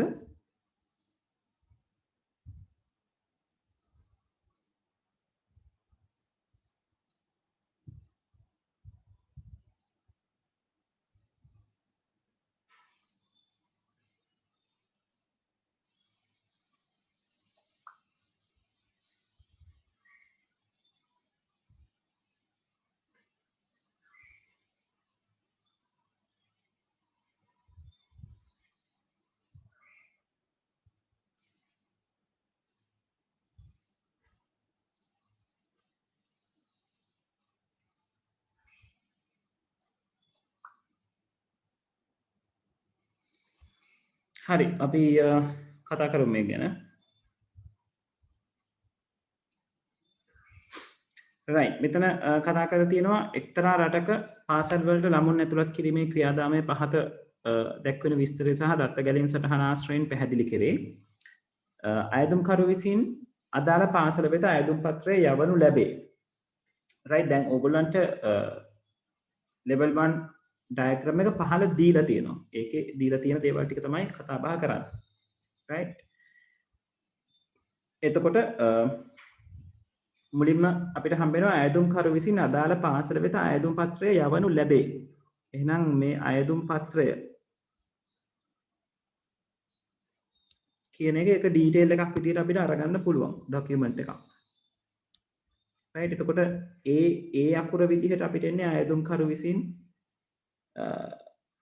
අයදුම් පත්‍රය ලැබුණු බව දන්වන නිවේදන සැකසීම. right ඒ කියන එකට මෙතන processes තුනක් තියෙනවා. අයදුම් පත්‍රය ලැබුණු බව දන්වන නිවේදන සැකසීම, සම්මුඛ පරීක්ෂණයේ කාලසටහන සැකසීම, අයදුම් පත්‍රයේ නිවැරදිතාව තහවුරු කර ගැනීම. right එතකොට අයදුම්කරු අයදුම් පත්‍රය යවනවා ඒ කියන ලයින් එකේදී. එතකොට ඒ කියන එකට අදාළව අපිට හම්බෙනවා අයදුම් පත්‍රය. right පාසල මගින් අයදුම් පත්‍රය ලැබුණු බව අයදුම්කරුට දැනුම් දෙයි.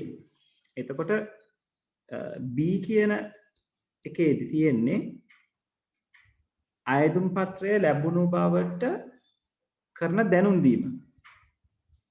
right අනතුරුව පාසල විසින් අයදුම් පත්‍රයේ ඇති තොරතුරු වල නිරවදිතාවය පහත් දැක්වෙන පරීක්ෂා මගින් තහවුරු කෙරේ. එතකොට B එකේදී කරන්නේ ඒ කියන්නේ මේ මෙතනදී සිද්ධ වෙනවා අයදුම් පත්‍රය ලබා දීම.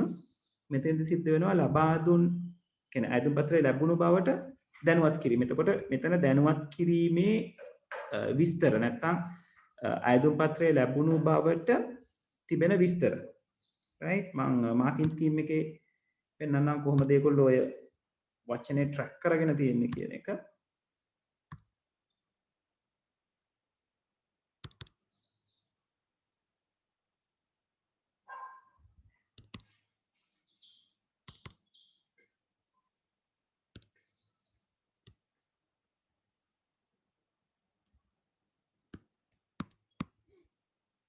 right ඉතින් අයදුම් පත්‍රය ලැබුණු බව right නැත්තම් ලැබුණු බව දැන්වීම.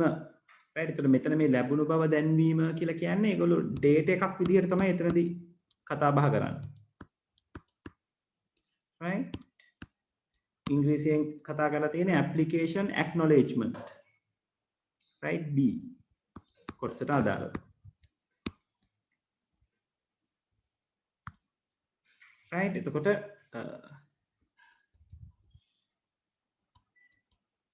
අයදුම් පත්‍රය ලැබුණු බවට වන දැන්වීම. right ඊළඟට නිර්වද්‍යතාවය පහත පරිදි තහවුරු කරනවා කියලා තියෙනවා. යෝග්‍යතා පටිපාටිය යන දත්ත ගබඩාවෙන් ලබාගත් යෝග්‍යතා පටිපාටිය භාවිතයෙන්.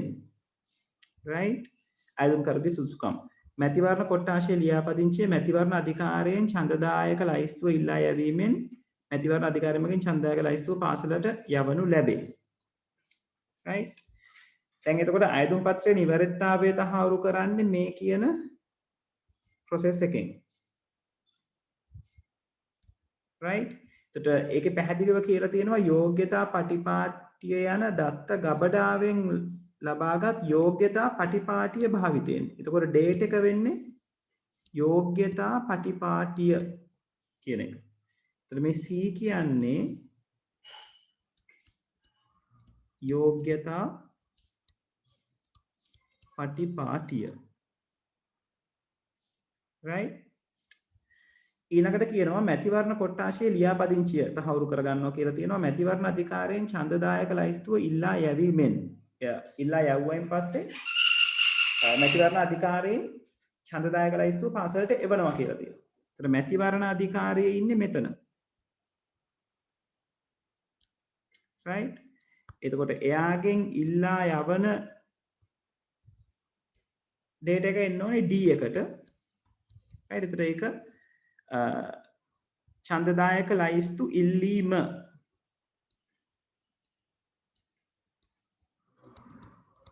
ඡන්දදායක ලයිස්තු ඉල්ලීම right? ඊළඟට E එක නිරූපණය කරන්නේ මේ ඡන්දදායක ලයිස්තුව පාසලට එවනවා කියලා කියනවා. ඡන්දදායක ලයිස්තුව පාසලට එවනු ලැබේ. එහෙනම් E කියන්නේ ඡන්දදායක ලයිස්තුව.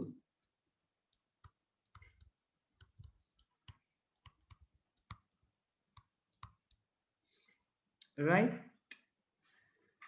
ඊළඟට පදිංචිය තහවුරු කරගන්න එකදී පදිංචිය තහවුරු කරන ලෙස ප්‍රාදේශීය ලේකම් කාර්යාලයෙන් ඉල්ලා සිටීමෙන්.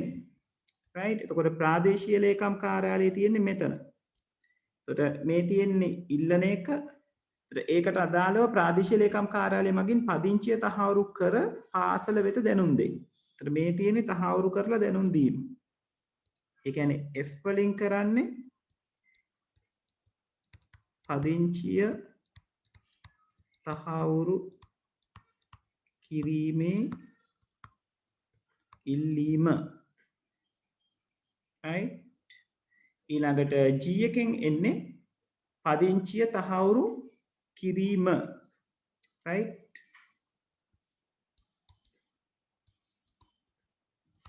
නැත්නම් පදිංචිය තහවුරු කිරීමට අදාළ දත්ත.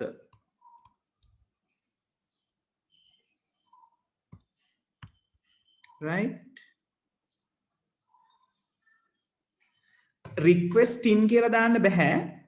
විහංසා request. මෙතන මේ ඉල්ලීම කියන්නේ පුතේ ඒ ડોකියුමන්ට් එක. අපි ඉල්ලන ලිපියක් හරි මොකක් හරි තියෙනවනේ. අන්න ඒකට තමයි ඉල්ලීම කියලා කියන්නේ.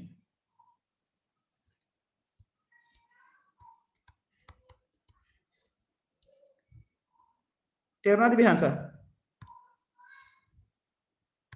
right? ඊළඟට H එකේ H එක කොතන දෙන්නේ? ඊළඟට කියලා තියෙනවා මේ කතා පදිංචිය තහවුරු කිරීමත් අපි කරගත්තා. තොරතුරු වල නිර්වදිතතාවයේ තහවුරු කිරීමෙන් පසු අයදුම් පත්‍රයේ පිළිගත් බව හෝ ප්‍රතික්ෂේප කළ බව හෝ අයදුම් කර්තෘ දන්වනු ලැබේ. අන්න තියෙනවා පිළිගත් බව හෝ ප්‍රතික්ෂේප කළ බව. right? මේ මෙතන H. right? අයදුම් පත්‍රය පිළිගත් බව හෝ ප්‍රතික්ෂේප කළ බව.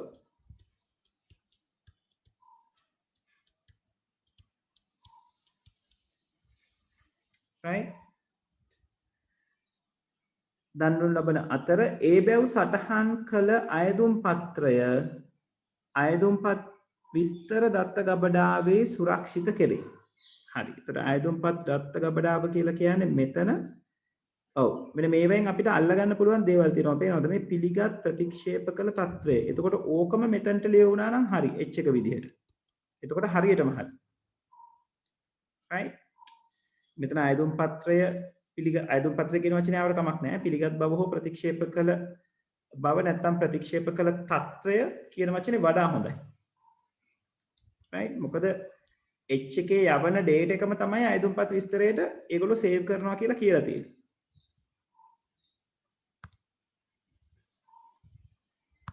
right මේක තත්වය වුණොත් වඩා හොඳයි. ඊළඟට කියනවා පාසල විසින් වළංගු අයදුම්පත් විස්තර දත්ත ගබඩාවෙන් ලබාගෙන සුදුසුකම්ලත් අයදුම්කරුවන් සඳහා සම්මුඛ පරීක්ෂණ වලට දින නියම කරනු ලැබේ. එතකොට සුදුසුලත් අයදුම්කරුවන්ගේ විස්තර ටික අරගන්නවා අරගෙන දින නියම කරනු ලබනවා. අයදුම්කරුවන් සම්මුඛ පරීක්ෂණය සඳහා කැඳවනු ලබන අතර සම්මුඛ පරීක්ෂණයට කැඳවූ අයදුම්කරුවන්ගේ ලයිස්තුව අධ්‍යාපන අධිකාරිය වෙත යවනු ලැබේ. එතකොට අපිට විසඳ ගන්න තියෙනවා I අකුරයි J අකුරයි K අකුරයි. right එතකොට සම්මුඛ පරීක්ෂණ කාලසටහන් සැකසීම සම්බන්ධයෙන් එතනදි සිද්ධ කරන්නේ මේ සම්මුඛ පරීක්ෂණේ ලෑස්ති කරන එකනේ. එතකොට අයදුම්කරුගේ පැත්තට දැනුවත් වෙන්න ඕනේ එහෙනම් සම්මුඛ පරීක්ෂණ වලට දින නියම කරනවා කියලා තියෙනවනේ. එතකොට සම්මුඛ පරීක්ෂණයට අදාළ දිනය එහෙමත් නැත්නම් සම්මුඛ පරීක්ෂණයට අදාළ ලිපිය තමයි අපිට I වලට අරගන්න වෙන්නේ.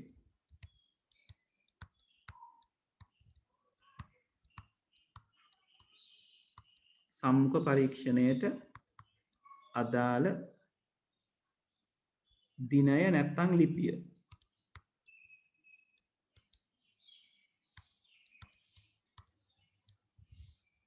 right එතකොට අධ්‍යාපන අධිකාරියට යවන්නේ මොකද්ද? සම්මුඛ පරීක්ෂණයට කැඳ වූ අයදුම්කරුවන්ගේ ලයිස්තුව අධ්‍යාපන අධිකාරිය වෙත යවනු ලැබේ. එනම් පැහැදිලිවම J කියන්නේ මොකද? අයදුම්කරුවන්ගේ ලයිස්තුව. අයදුම්කරුවන්ගේ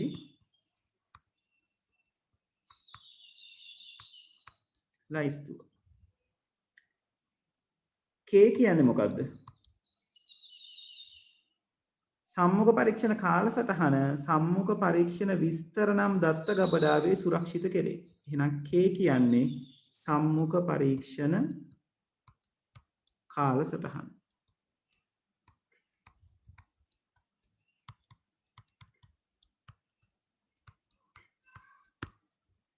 right ඔය විදිහට අපිට ඕක ඉවර කරගන්නයි තියෙන්නේ. right හරි අඩුපාඩු තියන අය ඉන්නවනම් හදාගන්න. හරියටම කරගත්ත කට්ටිය ඩිස්කනෙක්ට් වුණාට කමක් නැහැ. right සමහර අය මගදී ඩිස්කනෙක්ට් වුණා. සමහරලාට වෙන ක්ලාස් එකක් එහෙම ඇති. right ඔව් විහාන්ස ලෙවල් 1 එකේ මේ වගේ ක්වෙස්චන් තමයි එන්නේ. ඔයගොල්ලෝ හැමෝටම 2019 2020 පේපර්ස් බැලුවොත් තේරෙයි මීට බොහොම සමාන්තර ප්‍රශ්න තමයි ඇවිල්ලා තියෙන්නේ. විශේෂයෙන් 2017 18 19 20 ඔය පේපර්ස් හතරම හදලා තියෙන්නේ එකම පැනල් එකකින්. එතකොට ඒකේ තියෙන ක්‍රමවේදයම තමයි දැන් මේ සැරේ 21 කරන ඉන්න කට්ටියටත් එන්න බලාපොරොත්තු තියෙන්නේ. ඕගොල්ලන්ටත් ගොඩාක් දුරට මේ පැනල් එක වෙන්න පුළුවන් ඉන්නේ. වෙනස් නො right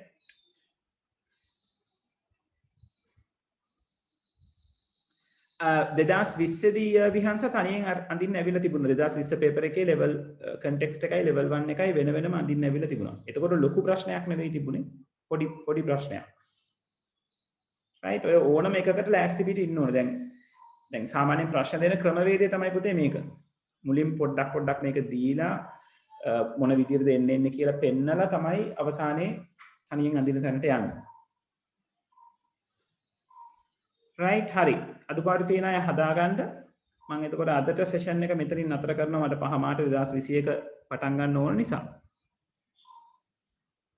හොඳයි හිමත්. හොඳයි. C1 දී කොවලු C1 අයදුම් කරුවන්ගේ සුදුසුකම් නෙවෙයි පුතේ එන්නේ. C1ට එන්න ඕනේ යෝග්‍යතා පටිපාටිය. ඒක බොහොම පැහැදිලිවම කියලා තියෙනවනේ පුතේ මේ ප්‍රශ්නේ. මෙතන කියලා තියෙනවනේ යෝග්‍යතා පටිපාටිය යන දත්ත ගබඩාවෙන් ලබාගත් යෝග්‍යතා පටිපාටිය භාවිතයෙන්. එතකොට ඒක කෙලින්ම කොන්ක්‍රීට් දීලා තියෙනවා.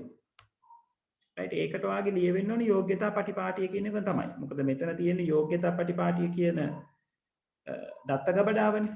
ඒතකොට එතනින් එන්නේ යෝග්‍යතා පටිපාටිය කියන එක.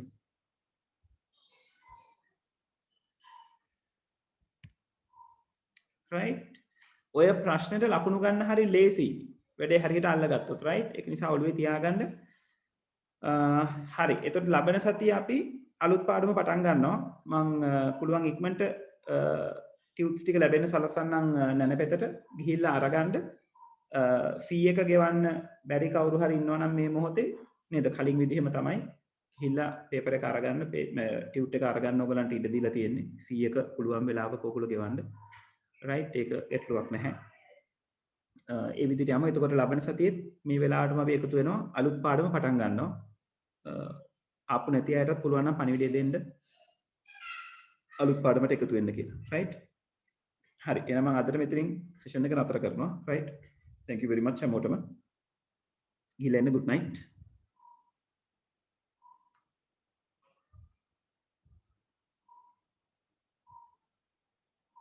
right okay Vihansa thank you